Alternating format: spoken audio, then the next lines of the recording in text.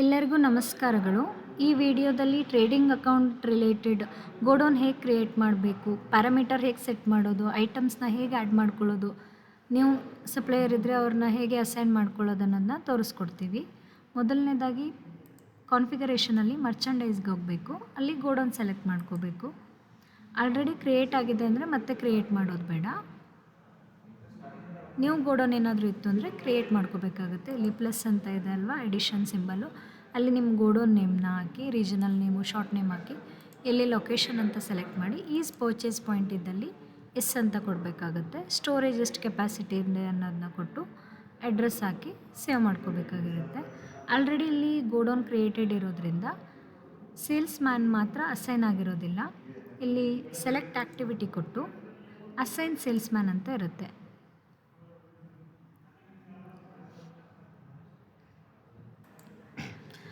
ಇಲ್ಲಿ ಸ್ಕ್ರೀನ್ ಬರುತ್ತೆ assign sales man I D ಏನಂತಂದರೆ, ನೀವು ಇಲ್ಲಿ ಯಾವ ಯೂಸರ್ ನೇಮಿಂದ ಲಾಗಿನ್ ಆಗಿರ್ತೀರಲ್ವ ಆ ಯೂಸರ್ ನೇಮ್ ಸೆಲೆಕ್ಟ್ ಮಾಡ್ಕೋಬೇಕಾಗಿರುತ್ತೆ. ಇಲ್ಲಿ ನಾನು ಜಸ್ಟ್ ನಂಬರಿಂದ ಮಾಡ್ಕೊಂಡಿರೋದ್ರಿಂದ ಯೂಸರ್ ನೇಮ್ ಅದನ್ನು ಕೊಟ್ಟು ಫೋನ್ ನಂಬರ್ ಕೊಡ್ಕೋಬೇಕಾಗುತ್ತೆ. ಫೋನ್ ನಂಬರ್ ಹಾಕಿ ಸೇವ್ ಮಾಡ್ಕೋಬೇಕಾಗುತ್ತೆ. ಒನ್ಸ್ ಸೇವ್ ಆದಮೇಲೆ ಸೇಲ್ಸ್ ಮ್ಯಾನ್ ಎಲ್ಲ ಆ್ಯಡ್ ಆಗಿ ಗೋಡೌನು ಆ್ಯಡ್ ಆಗಿರುತ್ತೆ. ಮತ್ತು ಮರ್ಚಂಡೈಸ್ಗೆ ಹೋಗಿ ಪ್ಯಾರಾಮೀಟರ್ ಸೆಟ್ ಮಾಡ್ಕೋಬೇಕಾಗುತ್ತೆ. ಗೋಡೌನ್ ನೇಮ್ ಸೆಲೆಕ್ಟ್ ಮಾಡಿಕೊಂಡು ಇಲ್ಲಿ ಮಾಡಿಫೈ ಅಂತ ಕೊಡಬೇಕು.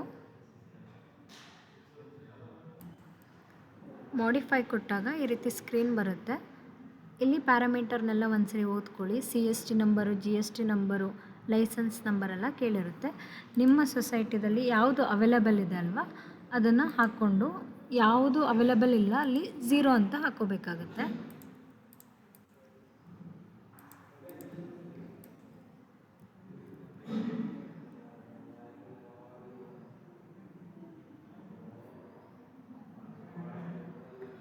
ಒಂದ್ಸರಿ ಪ್ಯಾರಾಮೀಟರ್ ಸೆಟ್ ಮಾಡ್ಕೊಳ್ಬೇಕಿದ್ರೆ ಪ್ರತಿಯೊಂದನ್ನು ಓದ್ಕೊಂಡು ಏನು ನಿಮಗೆ ರಿಕ್ವೈರ್ಡ್ ಇದೆ ಅದನ್ನು ಎಸ್ ಆರ್ ನೋ ಅಥವಾ ಏನು ಡೀಟೇಲ್ಸ್ ಬೇಕು ಫಿಲ್ ಮಾಡ್ಕೊಳ್ಳಿ.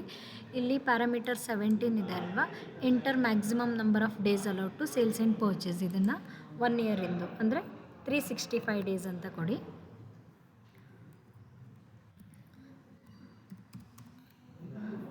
ಇಲ್ಲಿ 21 ಮತ್ತು 22 parameter is required sales amount round off ಮತ್ತು is required purchase amount round off. ಏನಂತಂದರೆ ಪೈಸೆ ಏನಾದರೂ ಇಡ್ತೀರಾ ಅಂತಂದರೆ ಈ 2 ಪ್ಯಾರಾಮೀಟರ್ಗಳು ನೋ ಅಂತ ಇರಬೇಕು.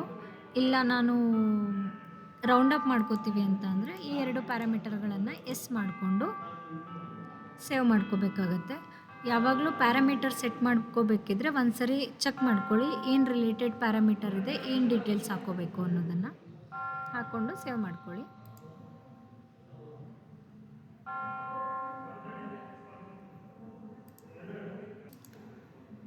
ಒನ್ಸ್ ಪ್ಯಾರಾಮೀಟರ್ ಸೆಟ್ ಆದಮೇಲೆ ಮತ್ತೆ ಮರ್ಚಂಡೈಸ್ಗೆ ಹೋಗಿ ಯೂನಿಟನ್ನು ಸೆಟ್ ಮಾಡ್ಕೋಬೇಕಾಗತ್ತೆ. ಯೂನಿಟ್ ಅಂತಂದರೆ ನೀವು ಸೇಲ್ಸ್ ಅಥವಾ ಪರ್ಚೇಸ್ ಮಾಡುವಾಗ ಯಾವ ಯೂನಿಟಲ್ಲಿ ಮಾರಾಟ ಮಾಡ್ತೀರಾ ಅಥವಾ ಸೇಲ್ಸ್ ಮಾಡ್ತೀರಾ ಅನ್ನೋದು.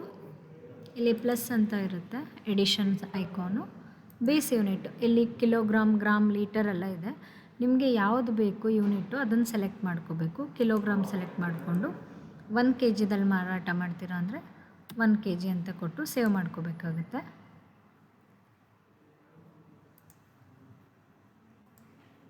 ಹಾಗೆ ಗೊಬ್ಬರಗಳೆಲ್ಲ ಏನಿರುತ್ತೆ ಅಂತ ಅಂದರೆ 50 kg 1 ಬ್ಯಾಗ್ ಇರುತ್ತೆ.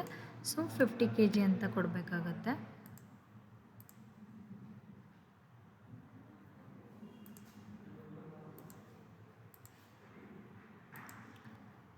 ಸೂಪರ್ ಮಾರ್ಕೆಟ್ ಕೆಲವೊಂದಿದ್ದವರು ಈಗ ಎಣ್ಣೆಗಳನ್ನೆಲ್ಲ ಲೀಟರಲ್ಲಿ ಮಾರ್ತಾ ಇರ್ತೀರ, ಲೀಟರ್ ಅಂತ ಕೊಡಿ. ಗ್ರಾಮ್, ನಂಬರ್, ಕ್ವಿಂಟಲ್, ಬ್ಯಾಗ್ಸಲ್ಲಿ ಏನಾದರೂ ಬ್ಯಾಗ್ಸಲ್ಲಿ ಮಾರಾಟ ಮಾಡ್ತೀರಾ ಅಂತ ಅಂದರೆ ಪರ್ ಬ್ಯಾಗಿಗೆ ಹೇಗಿರುತ್ತೆ ಅಲ್ವಾ ಬ್ಯಾಗ್ ರೇಟನ್ನು ಕೊಡಬೇಕಾಗುತ್ತೆ.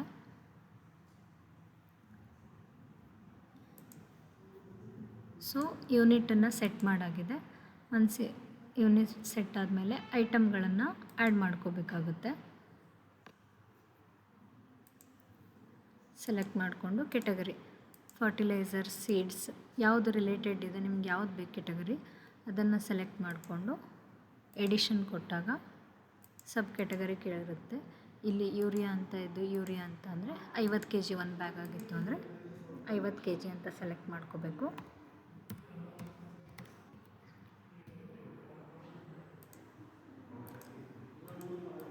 GST ಇದೆ ಅಂತ ಅಂದರೆ GST ಹಾಕಿ ಸೇವ್ ಮಾಡ್ಕೋಬೇಕಾಗುತ್ತೆ.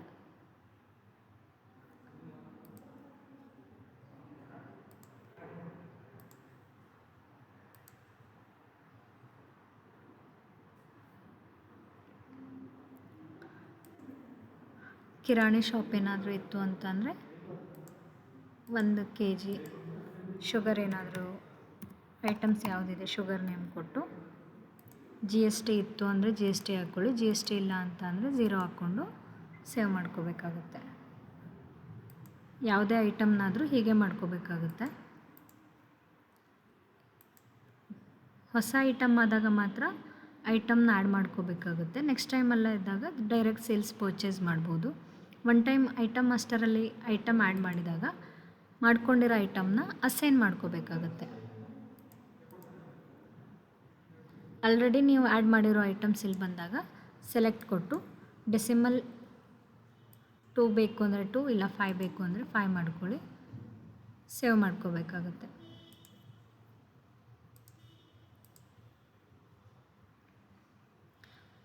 ಅಸೈನ್ ಐಟಮ್ ಆದಮೇಲೆ ಸಪ್ಲೈಯರ್ ಡೀಟೇಲ್ಸಿಗೆ ಹೋಗಬೇಕು. ಸಪ್ಲೈಯರ್ ಯಾರ ಕಡೆಯಿಂದ ನೀವು ಗೊಬ್ಬರ ಆಗಿರ್ಬೋದು ಅಥವಾ ಕಿರಾಣಿ ಐಟಮ್ಸ್ ಆಗಿರ್ಬೋದು, ಏನೇ ಐಟಮ್ಸ್ನ ಯಾರ ಕಡೆಯಿಂದ ಸಪ್ಲೈಯರ್ ತೊಗೊಳ್ತೀರ ಅವ್ರ ನೇಮ್ನ ಹಾಕ್ಕೋಬೇಕಾಗತ್ತೆ.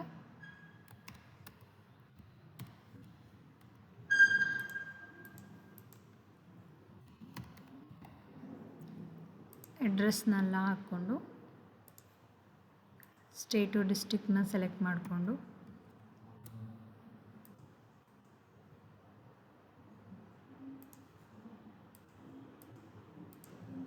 GST ನಂಬರ್ ಪ್ರೊವೈಡ್ ಮಾಡಿದ್ದಾರೆ ಅಂದರೆ GST ನಂಬರ್ ಕೊಡಿ, ಪಿನ್ ಕೋಡನ್ನು ಹಾಕಿ ಸೇವ್ ಮಾಡ್ಕೊಳ್ಳಿ.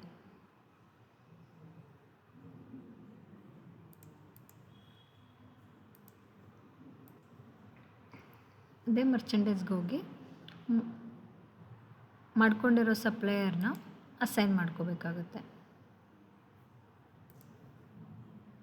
ಸೊ ಇಲ್ಲಿ ಬಂದಿದೆ ನಾವು ಮಾಡ್ಕೊಂಡಿರೋ ಸಪ್ಲೈಯರ್ ನೇಮು, ಅವ್ರ ಕಾಂಟ್ಯಾಕ್ಟ್ ಪರ್ಸನ್ ನೇಮ್ನ ಹಾಕಿ ಅವ್ರ ಫೋನ್ ನಂಬರ್ ಹಾಕಿ ಸೇವ್ ಮಾಡ್ಕೋಬೇಕಾಗುತ್ತೆ.